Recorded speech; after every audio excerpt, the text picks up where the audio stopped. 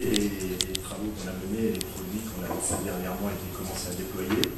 Nous sommes une petite société lyonnaise de 8 personnes actuellement et nous sommes depuis un peu plus de 3 ans spécialisés dans la traçabilité RFID UHF.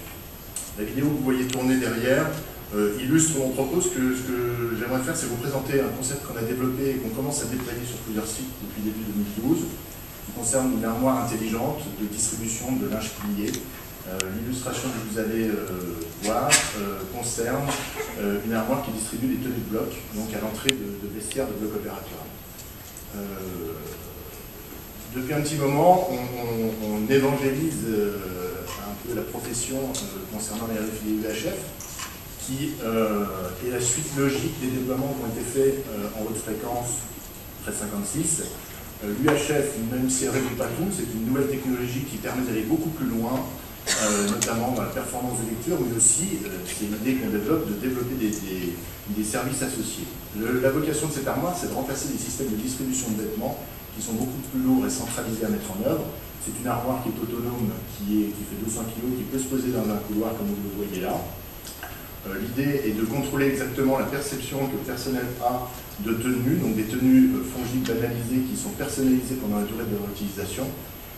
Très simplement, l'utilisateur s'identifie à l'aide de son badge tout à fait standard, va percevoir sa tenue, donc en l'occurrence une tenue de bloc avec une casaque et un pantalon, et ensuite directement peut récupérer ce vêtement et on gère un inventaire automatiquement dans cette armoire en temps réel.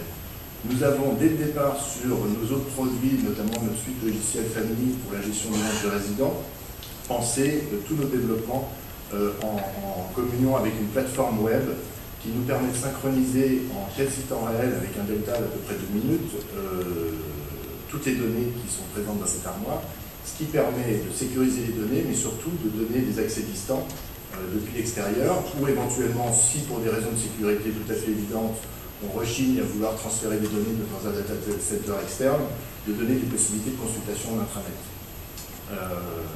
L'intérêt, c'est qu'on a un suivi temps réel des perceptions de vêtements, on a un suivi temps réel des dotations par l'utilisateur, par porteur, donc on a accès aussi à toutes les statistiques, bien entendu, les historiques, et c'est combiné aussi avec un système, un moteur d'alerte qui permet de gérer aussi les comportements qui sont anormaux, du style je déclare prendre une tenue, j'en prends deux, ou alors je ne restitue pas en temps voulu les tenues aux salles. Bien entendu, pour boucler la boucle de la traçabilité, on développe aussi des systèmes de collecte de linge sale qui peuvent être déployés comme le porte-sac que vous allez voir, qui peuvent être déployés directement dans les vestiaires, qui sont bien entendu connectés en temps réel via une connexion réseau à notre système et notre plateforme pour prendre en compte la restitution des vêtements. Ce qui permet d'avoir une gestion individuelle très très fine des crédits.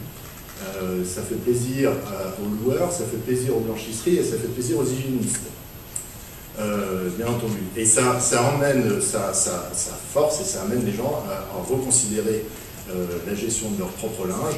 Ça évite d'avoir des gens qui stockent des vêtements dans leur casier, ça évite d'avoir des gens qui stockent des vêtements sales dans un coin ou l'autre du vestiaire, ou de leur casier, ou de leur voiture, ou de leur domicile. La synchronisation des données se fait systématiquement comme une tâche de fond toutes les 30 secondes. Donc depuis un simple accès Internet, intranet, vous pouvez consulter ce qui se passe. Nous avons un système de notification mail ou éventuellement SMS pour les alertes les plus critiques. Et c'est une des applications majeures pour l'instant de la technologie UHF.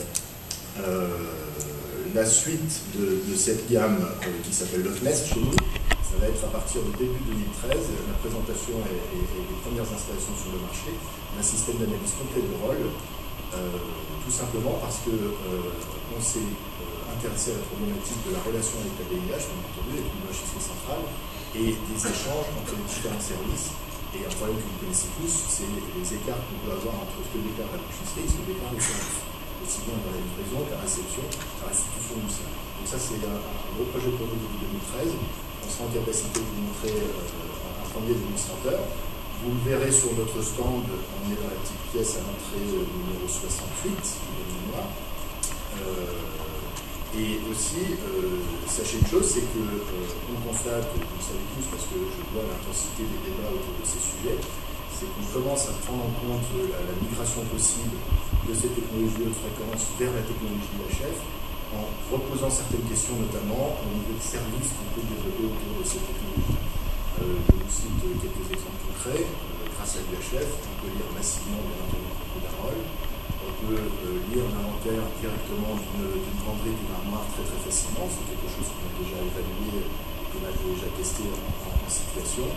Et ensuite résout tout un tas de problèmes, notamment par rapport à la maîtrise de la RFID, donc des univers industriels qui sont très exigeants. Pour conclure, je vous dirais que même si nous sommes vraiment des ardents défenseurs depuis quelques années maintenant de cette migration vers l'UHF, hors de notre idée de vous dire qu'il faut tout balayer et tout remplacer par une nouvelle technologie. Ce n'est pas du tout notre approche, notre attitude, tout simplement parce que la réalité c'est que vous avez des parts très importantes qui sont équipées qui s'achètent. Il est hors de question de vous dire que tout ça n'a servi à rien et qu'on va tout balayer sous prétexte qu'il y a une nouvelle technologie.